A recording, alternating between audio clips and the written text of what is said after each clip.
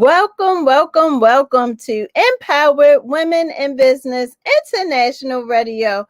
I'm your host, none other than Nicole Mosby Taylor, also known as Taylor K on the mic. And we have another phenomenal evening set for you all. But first, let me share about EWBI. We serve a sisterhood of women entrepreneurs that understand that individually we can do great things, but collectively we can forever change the world.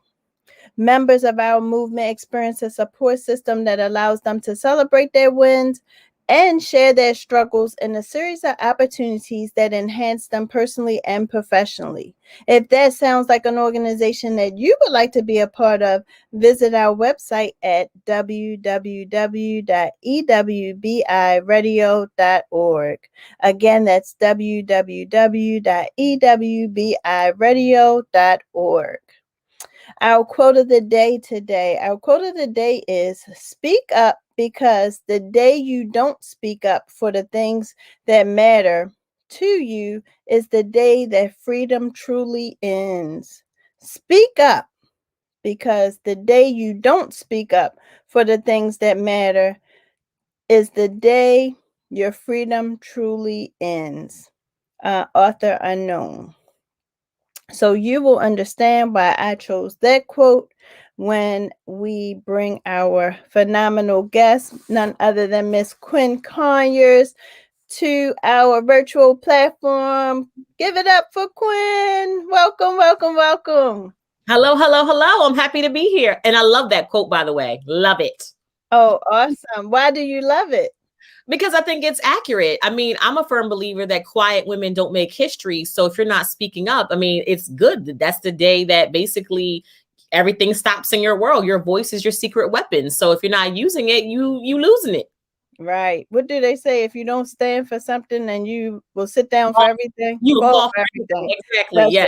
That's right. Yes. So welcome, Quinn. So some viewers will know you and be more familiar with you, and some won't. So tell us a little bit about who Quinn Conyers is. Absolutely. Well, yes, my name is Quinn Conyers, and I broadcast the brilliance of Black women in business. I show them how to turn conversations into cash so they can profit from public speaking. I personally believe that every entrepreneur, every author, every speaker needs to know how to maximize and monetize all speaking opportunities on behalf of their business, their book, or their brand. However, many people don't. So they are leaving money on the table. They are saying no to speaking opportunities, or they just don't know how to really speak up for themselves when they have opportunities to really share what is they do and how they serve the world. So I come in and make sure they have the words, the language, and really the confidence to be the spokesperson for their business, for their book, and for their brand. And I'm happy to be on your show. Awesome. Well, we are so happy and pleased to have you. You are just truly amazing. And I just can't wait for everyone who's listening to hear everything that you have to share so that they will agree with my sentiments. Awesome. So I know that you recently have a new book out. Yes.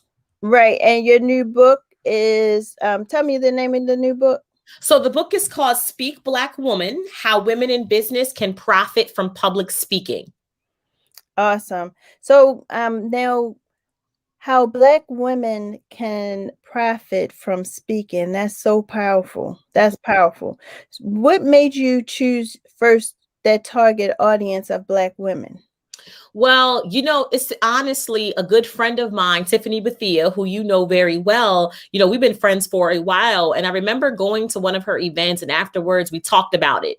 And she would ask me, like, Quinn, did you enjoy them? I'm like, oh, I loved it. And she's like, yeah. I was like, I met some really good people. And she's like, Quinn, what kind of people come to the events that you have? And I said, women. And then she said, what kind of women? I'm like, Black women.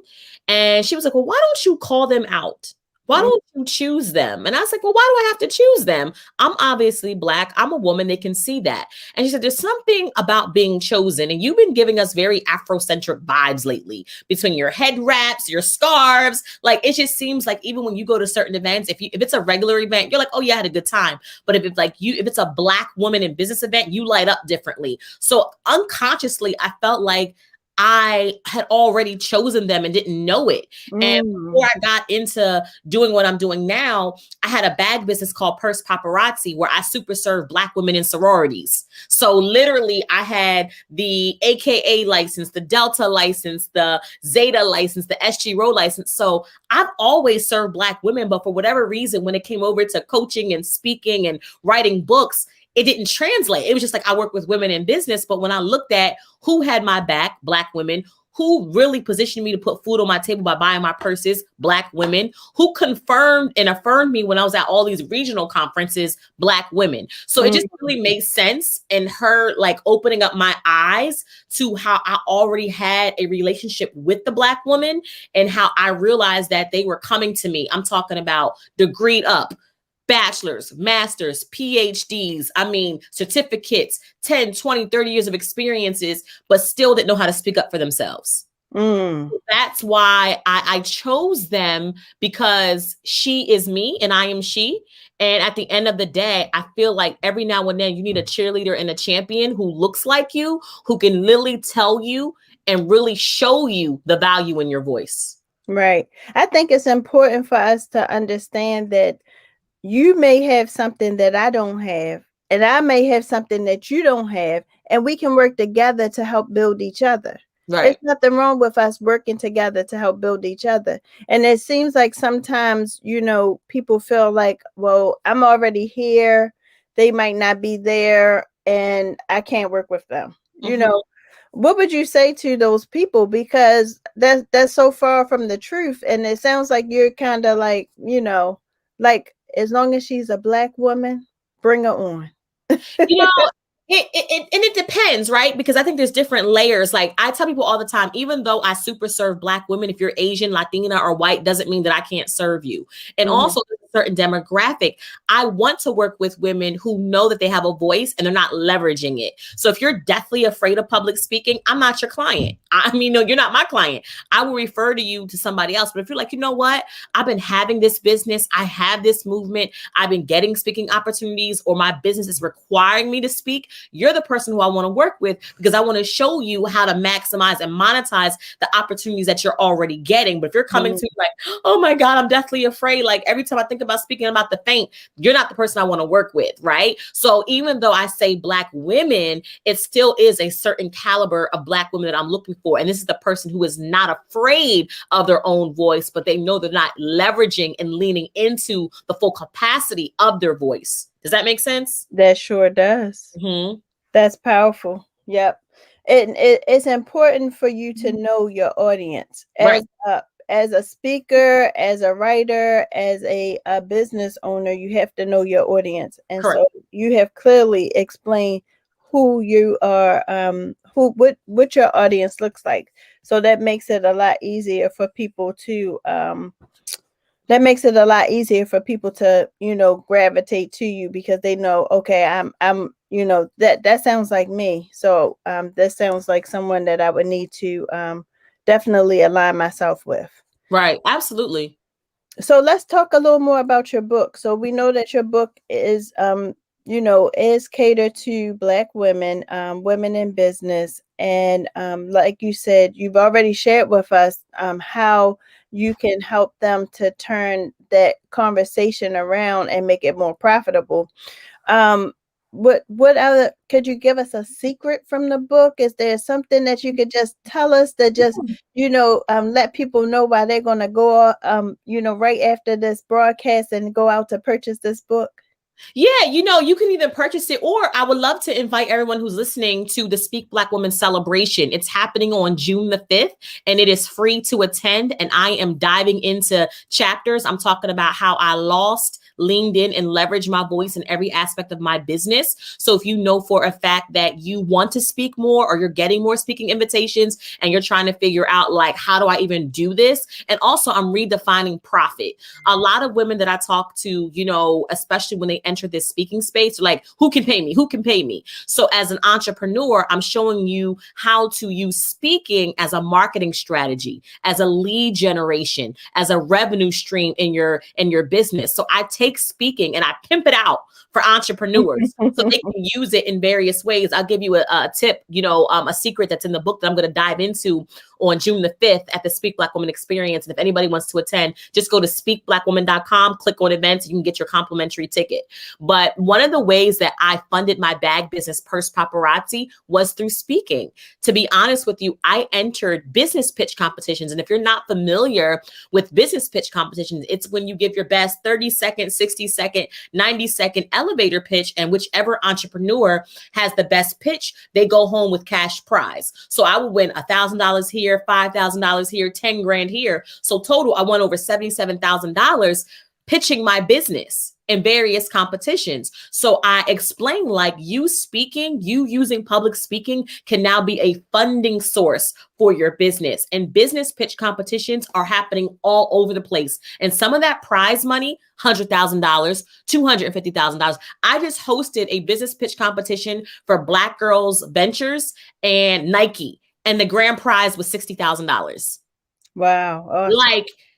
And they had to use their voice. That's how you profit. You profited by getting money, and a lot of that money you don't have to pay back. So if you need funding, you need revenue, you need funds to either start or expand your business, speaking is a way you can do that. That's how I fund my business. And I actually dive into that in the book as well. I remember myself and the journey that I had to go on, right? So when I would be in a room with the right people, but I would be in that room in a corner somewhere, maybe on my phone or talking to like one person in my comfort zone. And then I had to learn how to get out of that, comfort zone and start working the room.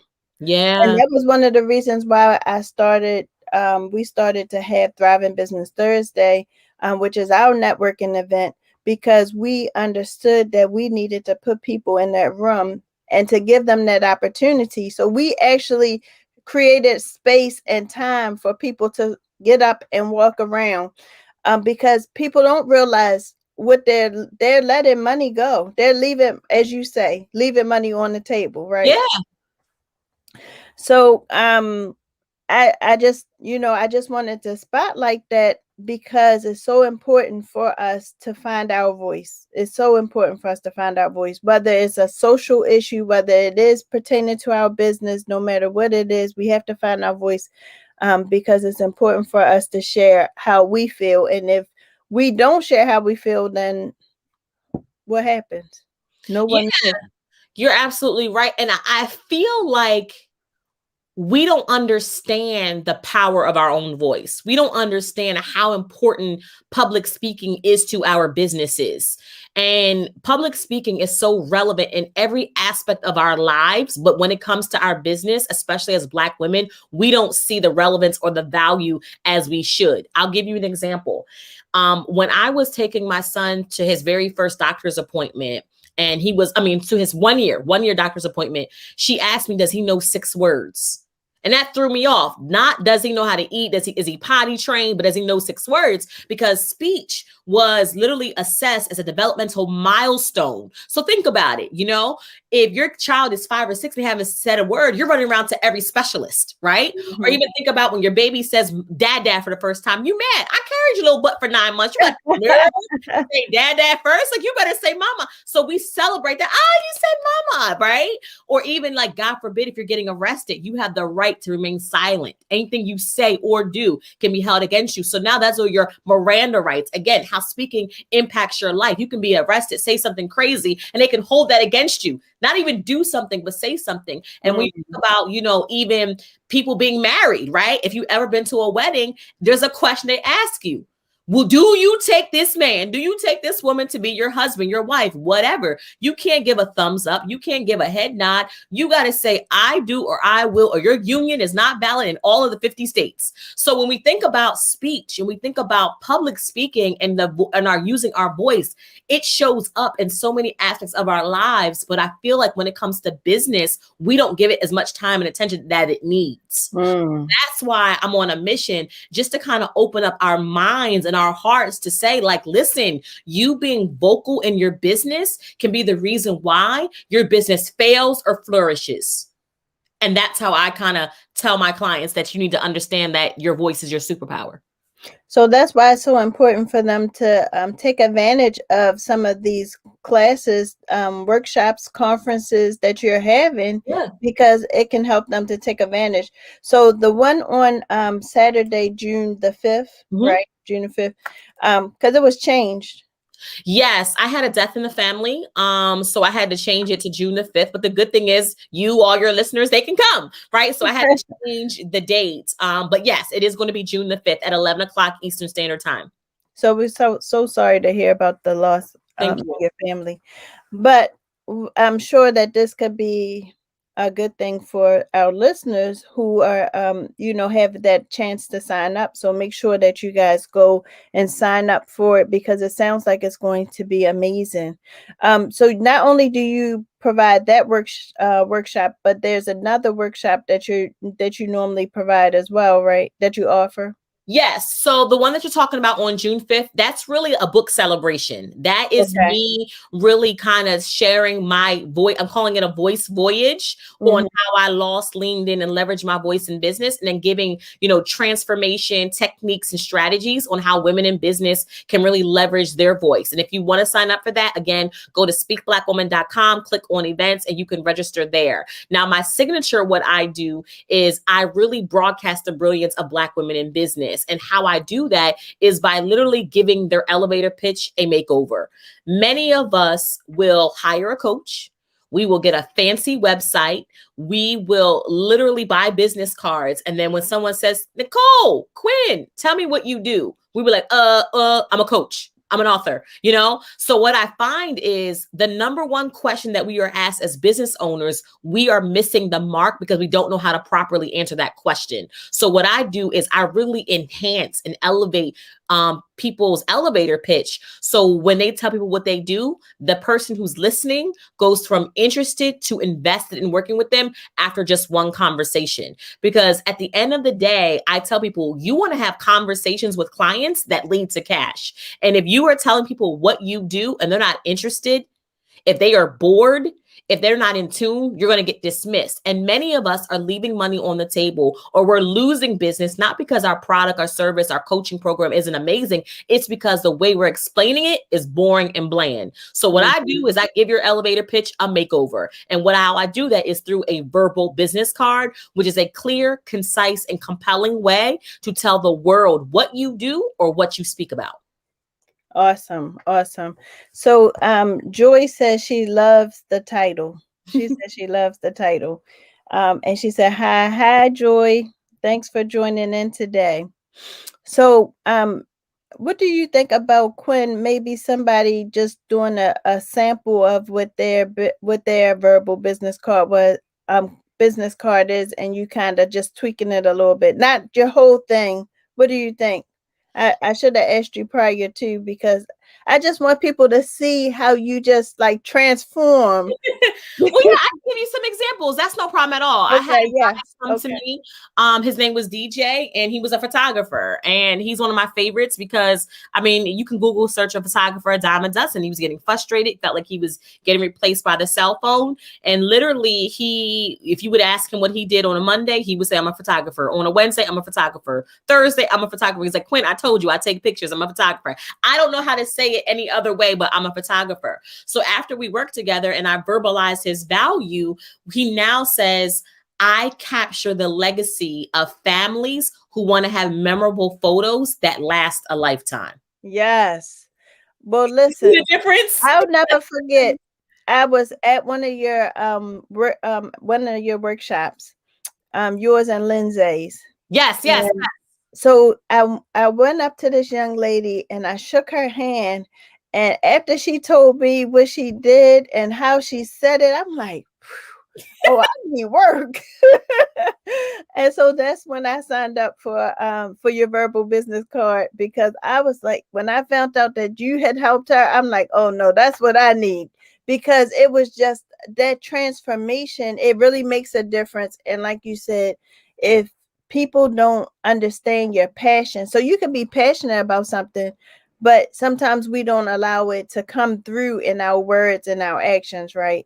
But some type of way you take those words and you transform them and bring them to life, and it makes people like, wait a minute, I need to know more about this business. Yeah.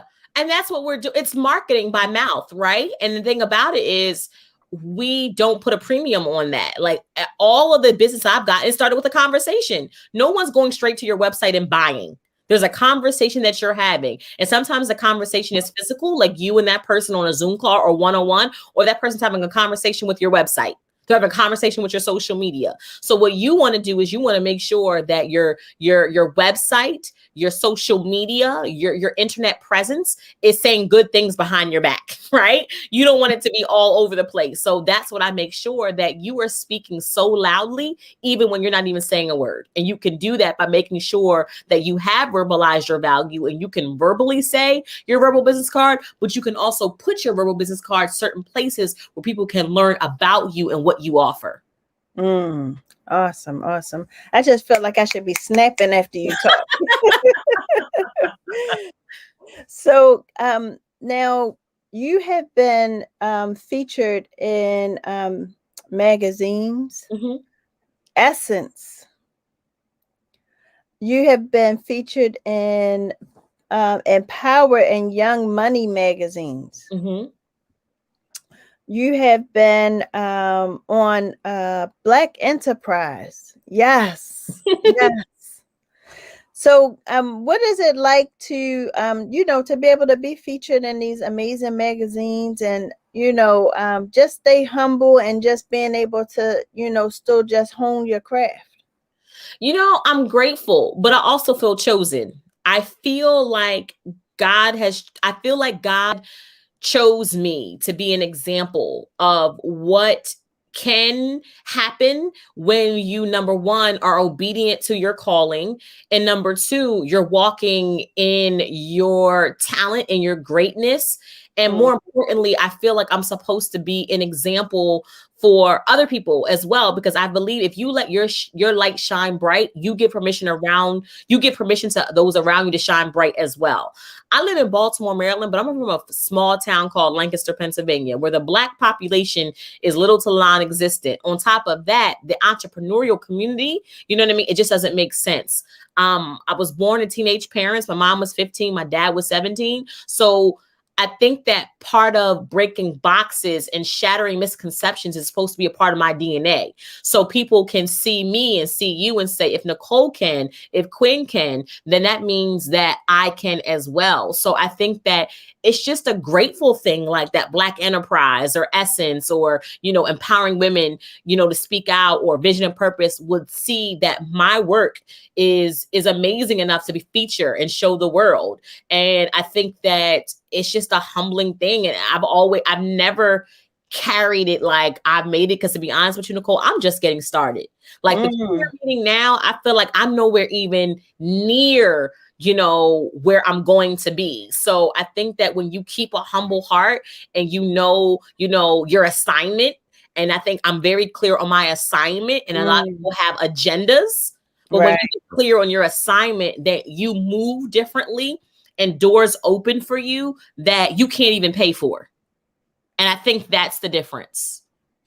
I think you're right. And even just thinking, so, we have our conference coming up Passion, Purpose, and Pumps. And we named it Passion, Purpose, and Pumps after my quote, being fulfilled is finding your passion and it will lead you to your purpose and you walk it out in your pumps. And clearly, through when you speak, it tells me that you have definitely identified your passion and it led you to your purpose, and now you're walking it out in your pumps. And you even may have taken a detour because, like you said, you were selling purses. So at first you thought the purse thing was going to be your thing, so you were even doing pitches for the purses, right? And you raised all of this money, $77,000.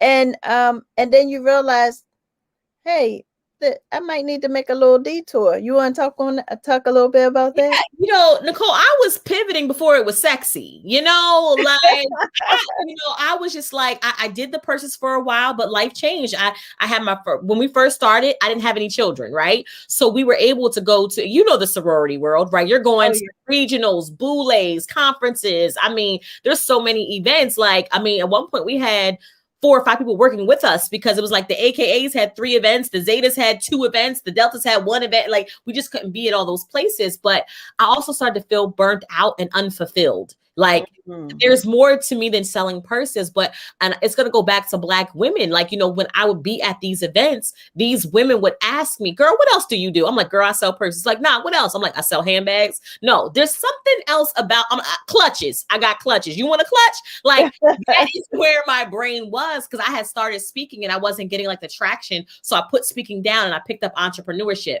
So it was just like, again, another Black woman seeing something in me, hearing something in my voice I wasn't even vocal about. So it was like, I knew that it was more, but at the time when you start making the money, but you're not fulfilled, when your lifestyle changes, like I went from 1 child to 2 children, so I couldn't travel like that anymore. It was like time. It was just time to make a shift. And I think sometimes we have to give ourselves permission to pivot. Just because you started that business back in 2007 doesn't mean you got to marry it. You could be in a different mind frame. So if you have started a business and you don't want to do it anymore, that's okay. You can change it up. You can switch it up. Your priorities change. Your interests change, right? I still love me a good handbag, but I already know them hours from like literally 9 a.m. to 1 o'clock in the morning was normal. I can't do that anymore. I'll be asleep. Right? I can't do it anymore. So it was a great time. I met so many different, people, but I think that the pivot was necessary. And TD Jake said something so amazing that you got to trust that whatever you do, it's going to lead you back to ultimately what you should be doing. So never be afraid to like go down a path or take a detour, because whatever your assignment is for your life, whatever you're supposed to do, ultimately, God will get you back there. Like, you know what I mean? It's almost like he'll be like, okay, you went on, just like a GPS, redirecting, getting you back on that route. And you'll find yourself like literally back at square one. Like, I had this idea since I was in the 5th grade, right? And they're like, what happened? Life happened. Now I'm back on it. And now I'm 45 years old going after that idea that I had in 5th grade. So you just got to trust that whatever you do will ultimately lead you back to what you're supposed to be doing. And you got to have that trust. And you got to step out on fear. You can't allow fear to handicap you. You can't allow fear to paralyze you. You just got to do it. You got to be like Nike. Just do it. Absolutely. Absolutely. It's so important for us, especially us as Black women, to be able to just go after whatever it is that our hearts desire. So Mary says, like this idea, trust you will need. You will be led back. Be led back to what you were meant to do. Yes. You will be led back to what you were meant to do. Amen to that. So we're going to take a quick break. Okay. Keep it locked right here on Empowered Women in Business International Radio, and we'll be right back. Empowered Women in Business International. We serve a sisterhood of women entrepreneurs and professionals who understand that individually we could do great things, but collectively we can forever change the world. Members of our movement experience a support system that allows them to celebrate their wins and share their struggles in a series of opportunities that enhance them personally and professionally. If that sounds like an organization that you would like to be a part of, visit our website at www.ewbiradio.org. Are you a small business or even a person that's just thinking about starting a business? Well, this organization is right for you. We offer micro grants and we even highlight our members on our radio show, EWBI Radio, which airs on Elevate Your Life Talk Radio every Tuesday at 7 p.m. Tune in. Awesome. So we have some flyers that are going to come up. And all right. So this one is, please see Nicole Jones. She is collecting for women in Africa. They are using everything from leaves to discarded trash to create sanitary napkins for themselves. And she is taking up a collection to send them chemical-free sanitary napkins. So please visit www.jonesvariety.com/charity-drive for more information if you would like to make a donation. Stokes Multitasking Contracting Services, licensed and bonded, trash removal, janitorial service, commercial service, evictions, post-construction service, plus more. So just give them a call at 443-740-1077 and tell them EWBI sent you. Sisterly Sundays. We are having our International Sisterly Sundays. Connections, conversations, and collaboration. Join women from Jamaica all the way through to the United States for an evening of networking and inspiration and fun. And last but not least, our Memorial Day Bling Marathon with our very own Nakia. Check her out every weekday and weekend. Well, the weekdays are 7 p.m. and the weekends are at 2 p.m. But check her out for her Bling Marathon. All right. So welcome back, Quinn. Happy to be here. Oh, we are so happy to have our queen here. If any of our guests would like to make sure you hit the share button, the like button, and also if you would like to leave Quinn a comment or a question, please feel free to just do so during our broadcast. So for Cassandra, I'm sorry. No, I'm laughing at her comment. Oh, yes. Quinn is a fireball. Yes, she is. She is. Always ready. Always ready. So we talked a little bit about your pitching, but we didn't really get into it. So can you tell us, how did you start with the pitching and what was that experience like?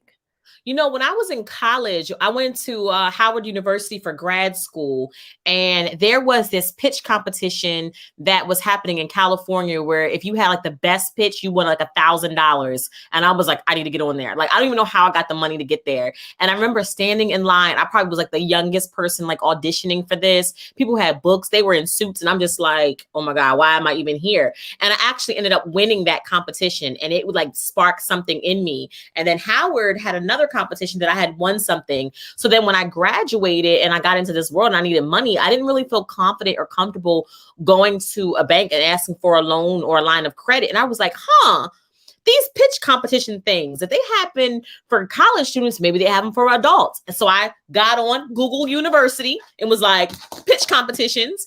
And I started to find them. And literally, like, once you're in that world, literally, like, you just learn more about the competitions, more competitions, right? So literally, I was entering, I lost way more than I won. But what I gained, and which I talk about in the book, is me speaking still got me promotion and publicity.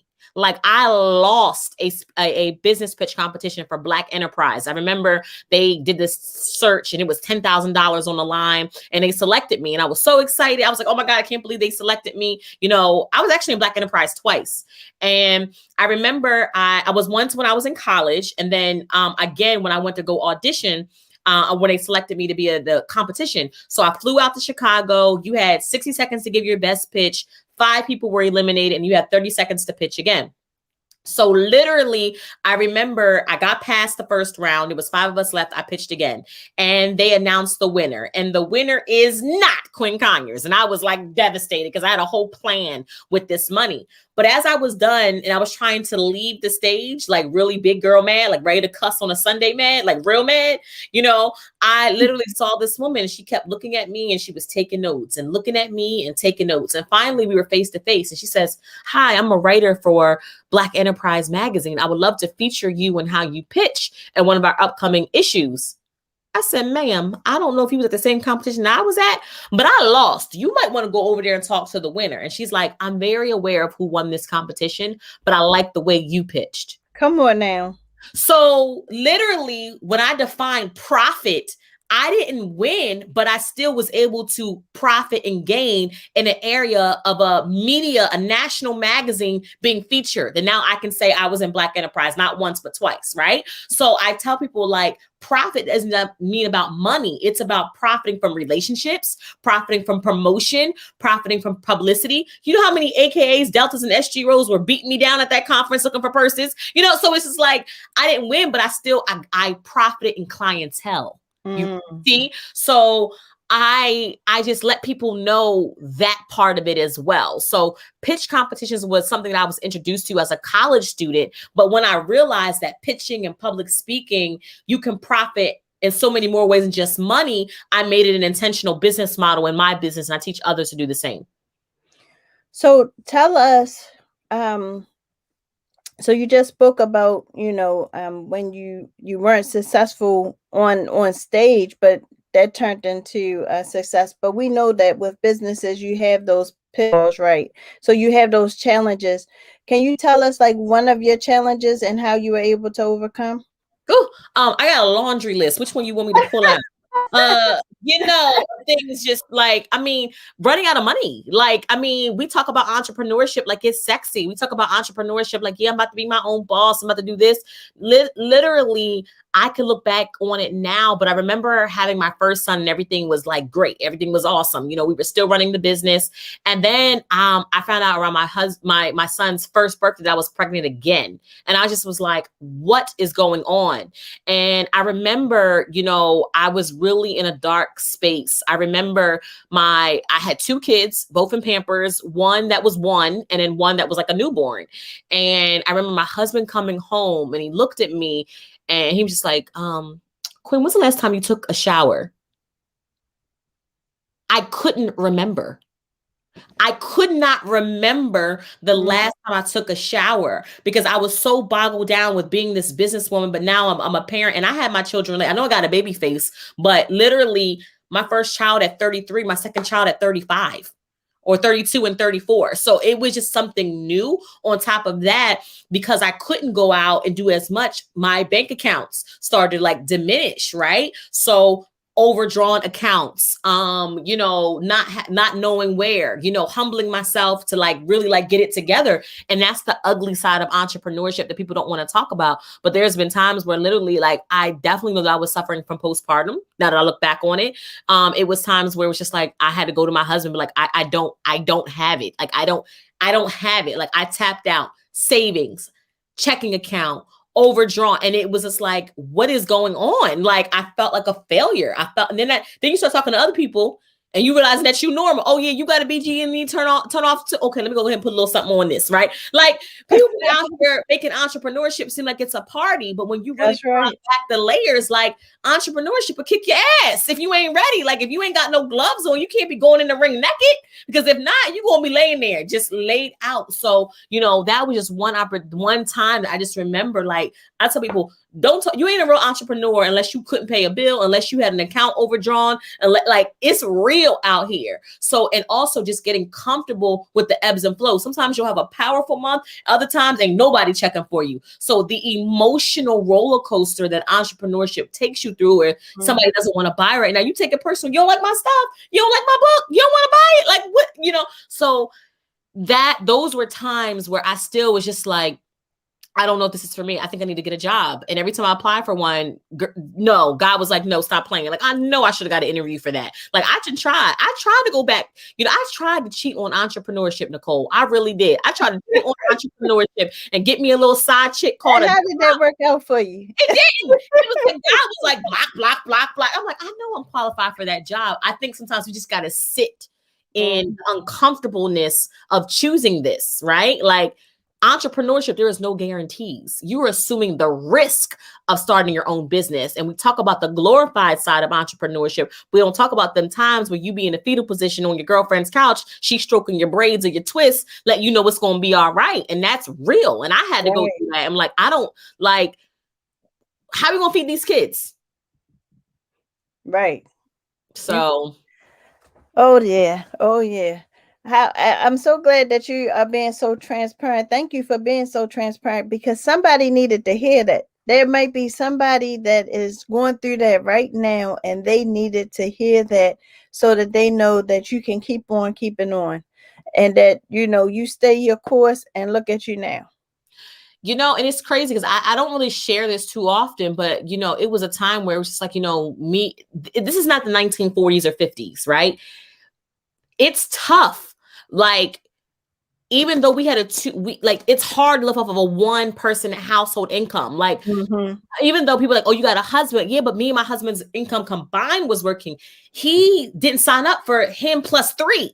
So my money was a contribution. So, I mean, it was a point where I just had to really humble myself. And I was like, I got to go down here and get some assistance. Like, I got to feed these kids. Like, it was just like, I just couldn't. And the shame, the guilt that I felt, I had to like bury myself, you know what I mean? And just like, I had to go down. This is all I could do at this point. So I always tell people, like, I didn't wake up like this. I work for this. And you got to pay for success and blood, sweat, tears, agony, highs, lows, your sanity. All of that costs something to be successful, however you define success. Because some people might look at me or look at you and say successful, but at the end of the day, like, we got to pay something for this. It could be time away from your family. It could be, time, like it could be so many things. So I always want to say, yes, entrepreneurship is very fulfilling, but it's also a real thing as well. And it can literally knock you down if you're not ready. And it's hard to sometimes get up, because this is almost like a baby you're birthing. And if it's not working, or it's not growing, or it's not cute, you know what I mean? You take a hit. You take a hit. I remember there were even times where, where the business wasn't doing so well. So it was almost to the point where my husband didn't consider it a job, or, me working. So it's like, oh no, you're home all day. I'm home all day, but I'm still working. Like, I'm literally sitting at this desk 24/7 trying to make this thing happen. So you gotta give me some time. And so I think those are the real conversations that people do have to have, because some people feel like you said, they see the glory side of it, and they feel like, oh well, they have a husband, so it's okay. But when you are used to that two income household, and that 2 goes to 1, it's a big difference.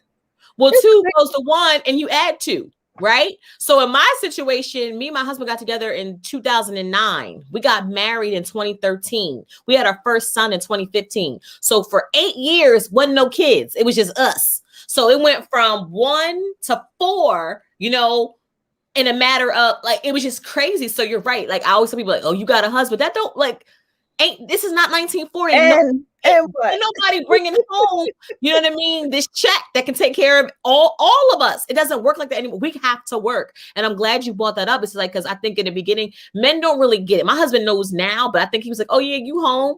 And so I had to bring him down and show him what I be doing. So you understand, I'm not sitting here twiddling my thumbs. If my mouth is quiet, I ain't eating. This is how I make my money.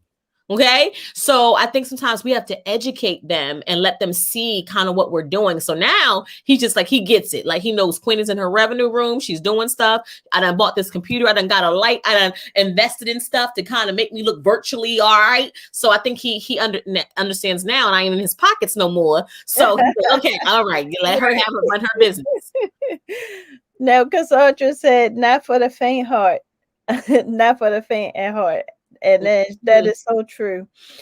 But something else that you said I wanted to touch on, you also mentioned, okay, so you were talking about, let's paint this picture for a second, right? Let's take you back to, hubby's not happy because he's like, you at home all the time and things aren't going well.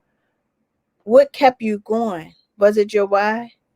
It wasn't that he wasn't happy. I think that his whole thing was, you're home all day. Why are you not doing X, Y, and Z? Right. It's like, but I'm not home all day eating bonbons and watching Netflix and chilling. Right. So I didn't think that he understood that I was working from home, and all the layers of that. So it was just like, well, why isn't that done? I'm like, I'm sorry, you're right. My mind was not on those dishes. Right. My mind was not on folding them clothes. Laundry, right. Domesticated right now, but I'm in business mode. Right. So when you are focused on getting the money, you might have walked past that pile of laundry for 3 weeks. I don't see it because mentally I'm focused on something else. So it took him having to say, I respect your business. He's an entrepreneur. Him and I ran Purse Paparazzi together. I was probably lacking in full transparency on some of the wifely duties, like making sure certain things were done. It just wasn't on my radar because I was focused on trying to bring this money in because I was always very self-sufficient. I didn't leave a 6-figure job, but I left a job making $70,000 a year to pursue full-time entrepreneurship. So we were used to having a certain amount of money coming in, right? Job, we were a 6-figure household, right? On top of that too, it's just I don't have mine for this month. I need you to, he looking at me like, and these dishes ain't done. You ask me for money, and these dishes ain't done. I'm like, dang, I gotta do something strange, some change, just make them like me again, right? You gotta, let's keep it real. We talking to women. That's right. I gotta do a trick. Let me go dust something off I ain't do in a while. But I think we pushed through, but he had conversations with me. My husband is, very, he doesn't say a lot. He's definitely an introvert, but what he does say to me, it resonates. He'll say something to me and I remember it for 2-3 weeks. It was just him really calling me out. Quinn, I appreciate you. I know what you're doing, but here's where you're lacking. And I'm like, at first, I'm defensive. What you talking about? You know what I mean? Give him all of that. What you talking about? And then I had to think about it. I'm like, yeah, but at the end of the day, he's not marrying a businesswoman. He married me for other aspects. He married me because I'm a good person. He saw wife qualities. He saw a mom. So at the end of the day, we have to understand that even though we're in this business, that our husbands still have needs that are not associated with money. Right. They still want certain things done. So once he kind of pointed, he's like, yo, at the end of the day, I'll go out and get a second job. It's not about that. It's just about you being attentive, to some of the things. So I just realized that I was dropping the ball on certain things, as far as our household. But by him, of course, having an attitude, because at first, what's wrong with you? Nothing. And after a while, I'm like, okay, you playing with me. Communication is my thing. Your body language is giving me not good vibes. So we're going to talk about this now. We're going to talk about this later. Okay. And then once we kind of broke it down, I was like, oh, wow. Her heart. Swallow. Yeah. I was like, ooh, okay. But then I had to look at him. He was right. I was dropping the ball on some of the things because I was so focused on tying up my worth and my value and being able to provide and produce for myself and for my household, thinking that was the only thing that he really wanted, understanding that it wasn't. She said, girl, you about to save some marriages. Yes.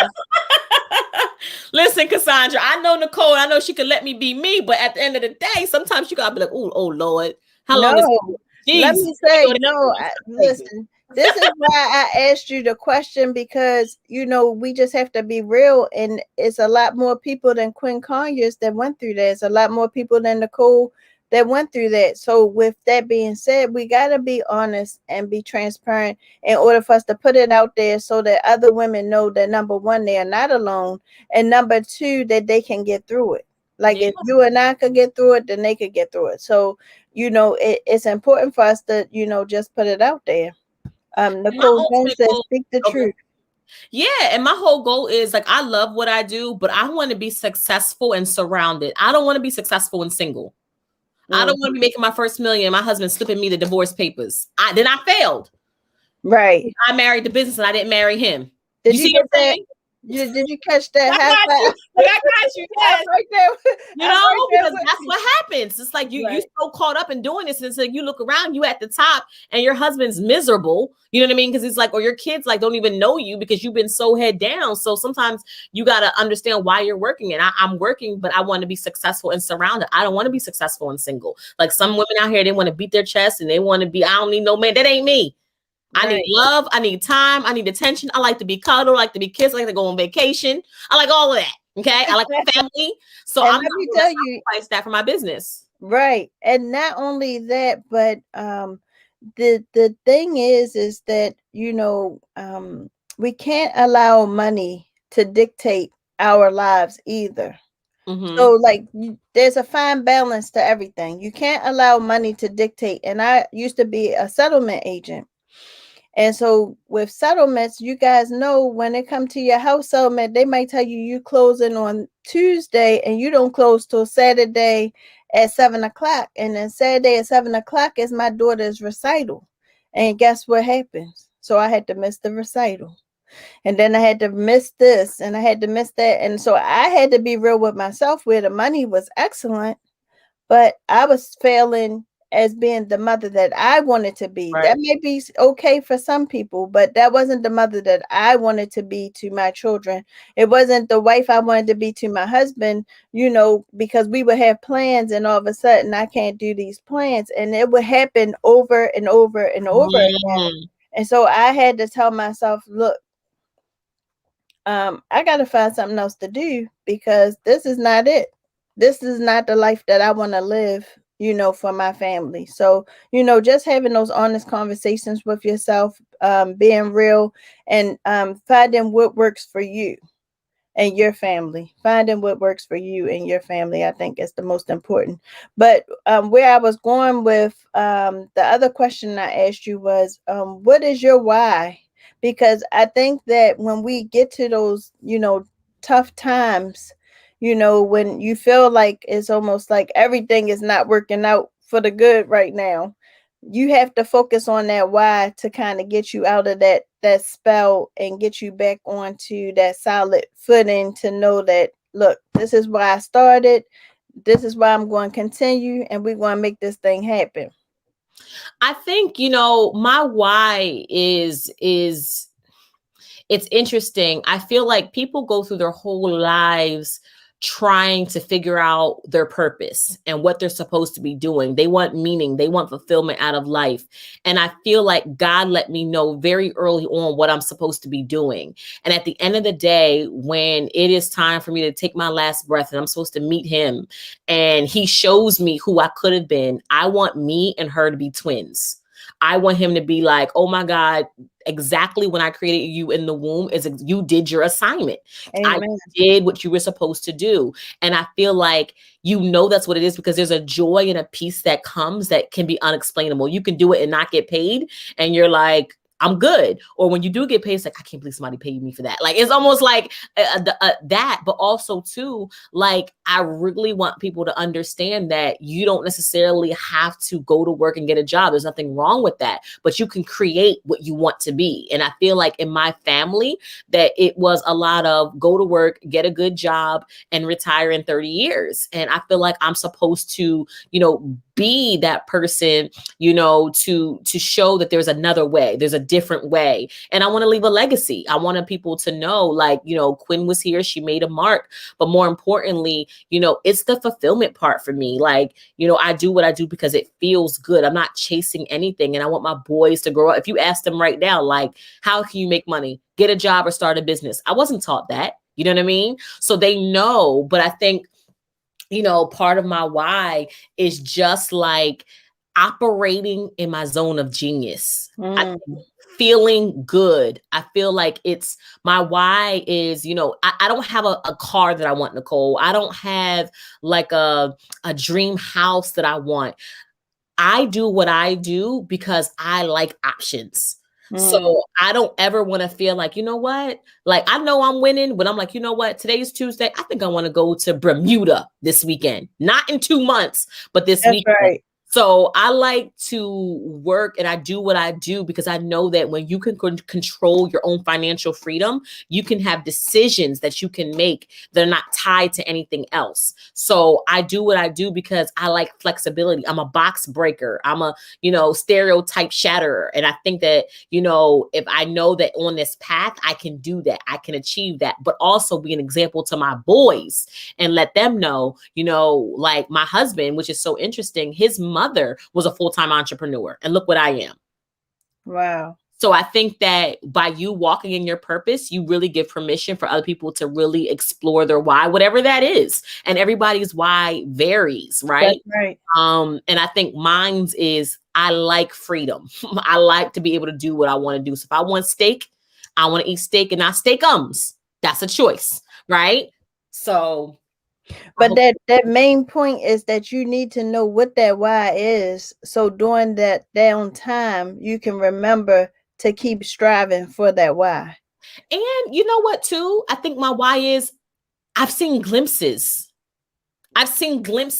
Like, how you might have a dream or you might daydream or you'll see something or, you'll have deja vu. Like you feel like you were here before. That happens to me. And I want to see that. I want to see this thing out. Right. That's right. It showed me certain things. I'm like, I want to walk into that. Right. So I'm why? Because I don't want to get there and I'm right here. And all I got to do is walk 2 more steps. But I didn't. Like I'm doing what I'm doing because I want to see what this life looks like he created us for a reason. You know what I mean? Like there was a problem on earth. He was like, only Nicole can fix this problem. Only Quinn can fix this problem. So he's shown me different things. I'm like, all right, you going to do that in my life? A little black girl from Lancaster, Pennsylvania. I want to see this. Show me. Wow. That's awesome. So Quinn, our time is up. Oh no.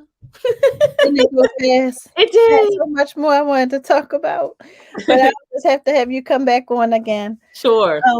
So tell our audience how they can reach you. Sure. So I'm Quinn Conyers on all social media platforms. And if you want to connect with me, if you're a Black woman in business and you want to really turn conversations into cash or attract customers or clients as soon as you open your mouth, go to speakblackwoman.com. Again, that is speakblackwoman.com. And if you want to come to the book celebration I have right here, which is Speak Black Woman, How Women in Business Can Profit from Public Speaking, again, go to speakblackwoman.com and click on events. But on Instagram, Facebook, Clubhouse, I am Quinn Conyers on all those platforms. You can't miss me. Awesome. Thank you so much, Quinn, for coming and dropping all those golden nuggets for all of these women to aspire to be like, or to just help them to get through everything that they're going through. As a business owner, it's a difficult time sometimes, and just hearing that story really helps to make it a little easier for that travel, that transition for everyone. So thank you so much for coming to drop those nuggets, and we're going to just thank everybody for tuning in this evening. Janine said, amazing show. Thank you so much, Janine. I just love my EWBI sisters. Oh, Janine. So yes, I know. Yes. Janine. Hey, Janine. How are you? Janine, look, Janine, this pillow from Janine. Awesome. Yes. So much stuff from her. Yes, I know, Janine.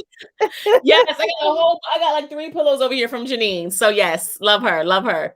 Yes. Thank you, Rhonda. Rhonda said very inspiring show. Awesome, awesome, awesome. Another one out, EWBI sisters. And Cassandra Ferguson, Miss CEO of Elevate Your Life Radio, says great show. Thank you for tuning in, Cassandra. Janine says, hey, Quinn. So thank you all for tuning in. And don't forget to keep it locked every Tuesday at 7 p.m. right here on Empowered Women in Business International Radio. Don't forget to also check us out on social media, Empowered Women in Business International, as well as visit our website at www.ewbiradio.org. If you're looking for a service or a item like those pillows that you just saw, go visit our members directory. We have an online directory with all of our members items that they sell or offer, and you can select from those items. So please visit our online directory and support our members of EWBI. So we're going to close like we always do. Individually, you can do great things, but collectively, we can forever change the world. Don't forget to tune in next Tuesday, 7 p.m., right here to Empowered Women in Business International Radio.